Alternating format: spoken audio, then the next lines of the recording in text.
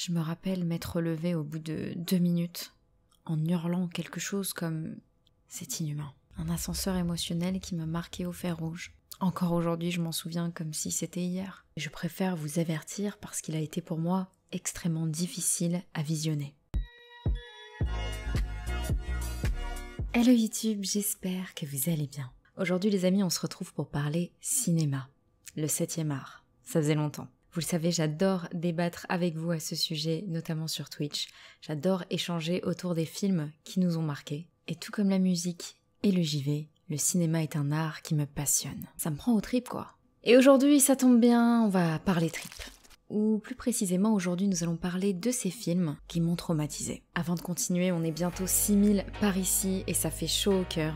Alors n'hésitez pas à vous abonner et à activer la cloche des notifications pour ne rien louper de ce qui se passe par ici. Vous êtes d'un immense soutien.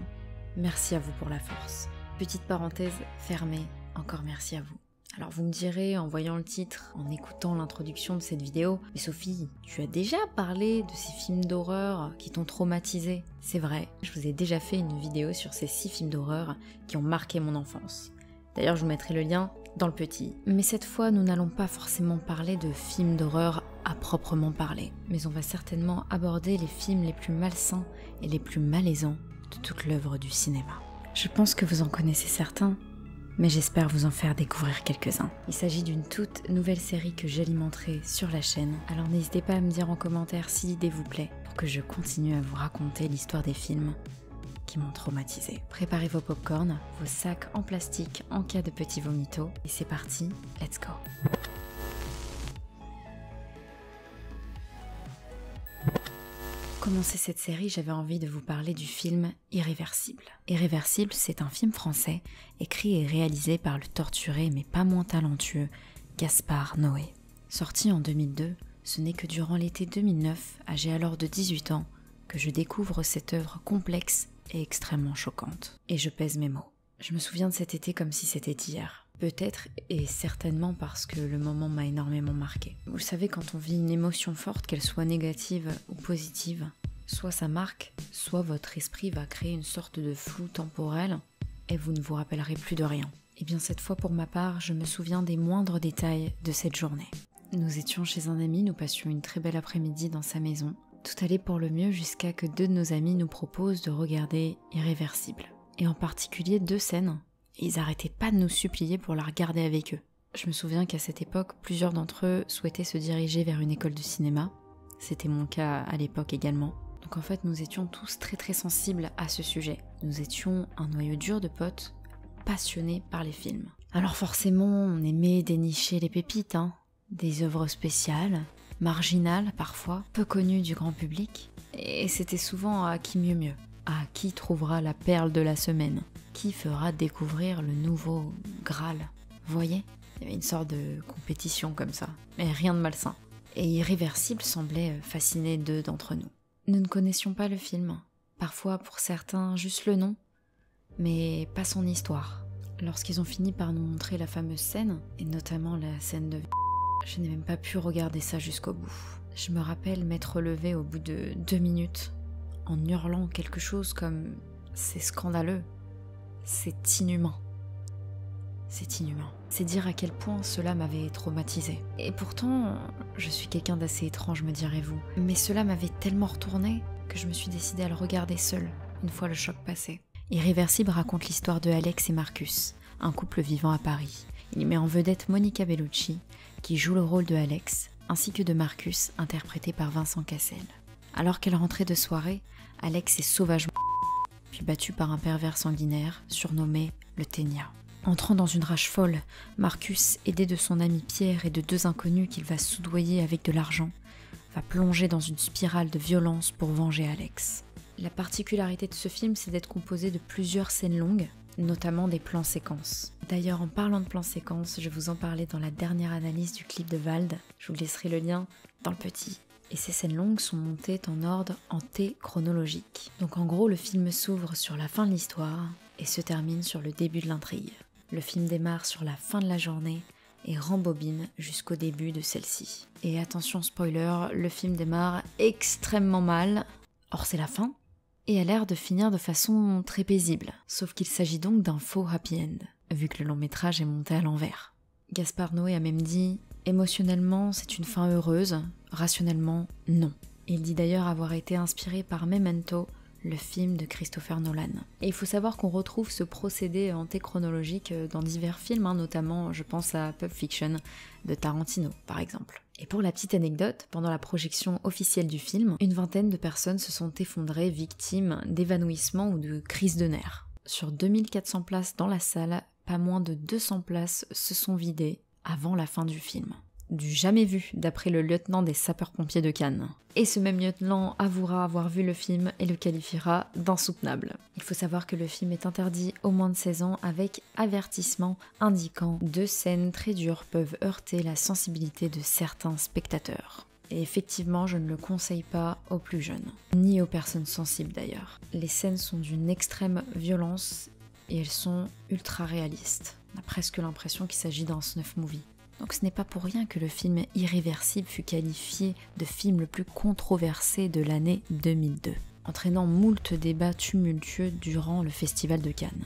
À mon sens, c'est une fiction qui a été pensée sous toutes les coutures, et où absolument tout a été pensé pour nous chambouler. Jeu de caméra, montage, narration éclatée, esthétisme, caractère cru, tout est très subversif dans ce film.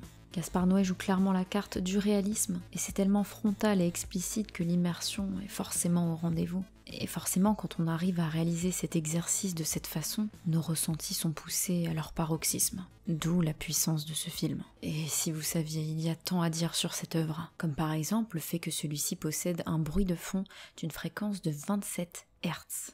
Et c'est pas pour rien, c'est une basse fréquence très proche d'un infrason. Donc difficilement audible, mais pouvant être ressenti au niveau de la cage thoracique. Et quand une personne comme vous et moi écoutons ce bruit pendant plus de quelques minutes, celui-ci peut provoquer nausées et vertiges. C'est fou, non? À mon sens, c'est du génie. Et ça ne fait qu'appuyer sur le malaise que provoque cette œuvre. Enfin bref, si vous souhaitez une vidéo dédiée à ce film, si spécial et atypique, si décrié par la critique, que vous voulez tout simplement en savoir plus, n'hésitez pas à me le faire savoir dans la section commentaires. Me ferait une joie de vous préparer ça. On va rester sur la thématique du glauque, de l'ultraviolence et du avec un film qui m'a tout autant traumatisé. Un film que j'ai découvert à peu près à la même époque. Comment concocter ce petit top d'anecdotes sans vous parler de l'œuvre de Stanley Kubrick? C'est mon réalisateur fétiche. Un génie parti trop tôt, qui a excellé d'ailleurs dans quasiment tous les genres. Historique, film de guerre, péplum, film d'horreur même, film romantique, comédie et même film de science-fiction. Et c'est sur l'un d'entre eux que l'on va s'attarder aujourd'hui. Aujourd'hui, nous allons parler du film Orange Mécanique. J'ai connu Orange Mécanique lorsque j'avais 16 ans. M'intéressant de très près à l'œuvre de Kubrick, je commençais doucement à me procurer ces films pour tous les voir. Après avoir regardé Barry Lyndon et Lolita en premier lieu, je me souviens être tombée sur Orange Mécanique à la Fnac, au beau milieu d'un samedi après-midi. Et j'étais super contente parce que je savais qu'il était notamment reconnu pour cette œuvre. Donc j'avais hâte de le voir enfin. Donc je l'achète, je rentre chez moi, je m'empresse de préparer un petit goûter pour me mettre devant. J'ouvre l'opercule du DVD, puis je m'installe pour le découvrir enfin. Et je me rappellerai toujours de cette excitation que j'avais en moi avant de démarrer le film. Vous voyez, c'était comme à Noël avant d'ouvrir ses cadeaux. J'avais hâte. Sauf que je l'ai arrêté au bout de 2 minutes. Je suis passée de la joie à l'excitation, au choc et au traumatisme profond. En 2 minutes, montre en main. Un ascenseur émotionnel qui m'a marqué au fer rouge. Encore aujourd'hui, je m'en souviens comme si c'était hier. Et que j'arrive encore à ressentir au plus profond de moi quand j'y repense. Tout comme Irréversible, la scène qui m'a valu ce choc est une scène et c'est une scène qui ouvre le film.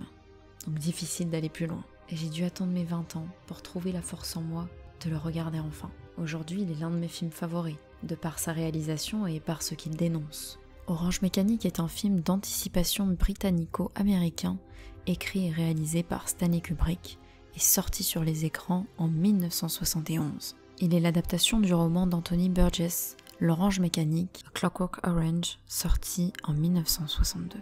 Ce film se classe dans le genre des films d'anticipation et dans le sous-genre des films de science-fiction. Néanmoins, il peut également être classifié de satire car il s'agit d'une critique de la société moderne dans laquelle nous vivons. Ce film illustre la vision d'une cité urbaine où les jeunes ont pris le pouvoir.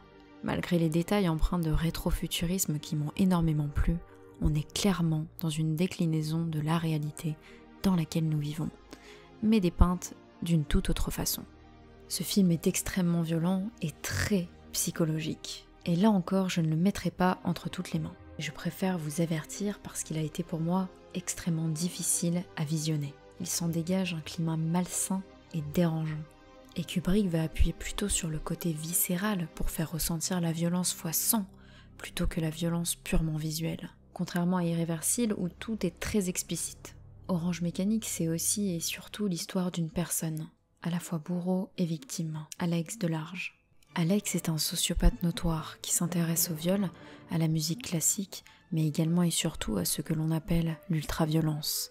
Il dirige un gang de voyous qu'il surnomme ses droguises, qui provient du slave drug, signifiant ami ou camarade.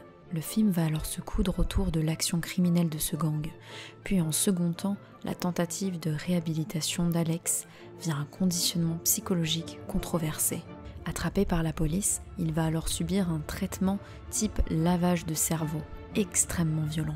Ici, la violence répond à la violence. Kubrick décrira son film en interview comme étant une satire sociale traitant de la question de savoir si la psychologie comportementale et le conditionnement psychologique sont de nouvelles armes dangereuses pouvant être utilisées par un gouvernement totalitaire qui chercherait à imposer un vaste contrôle sur ses citoyens et à en faire à peine plus que des robots.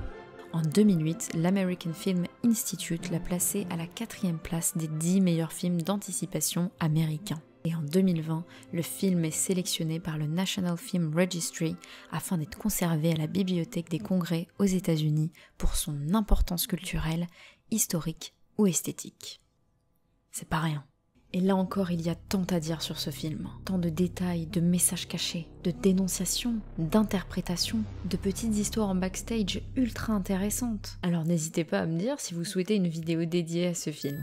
Voilà pour cette vidéo les amis. Aujourd'hui, j'ai décidé de ne vous présenter que 2 films parce que mes anecdotes sont assez longues, que j'avais beaucoup à dire et que j'avais peur que ça dure 3 heures. Mais dans les prochaines, il risque d'avoir 3 films, 4 films, peut-être 2 films encore une fois, ça dépendra de la longueur de la vidéo. Donc si vous aimez découvrir ou redécouvrir des films marquants, choquants, glauques, violents, horrifiques, angoissants, traumatisants, n'ayez crainte, j'en ai encore une centaine en réserve. J'espère que cet épisode est donc le premier d'une longue série, donc vraiment n'hésitez pas à me laisser un pouce bleu si ça vous a plu et que vous souhaitez un épisode 2. Voilà, j'ai besoin de savoir si vous souhaitez qu'on continue ce format. Donc je vous attends également dans les commentaires, n'hésitez pas à me donner votre ressenti, vos avis, je prends tout. N'oubliez pas de vous abonner et d'activer la cloche. Je vous laisse, je vous fais des gros bisous et je vous dis à la prochaine.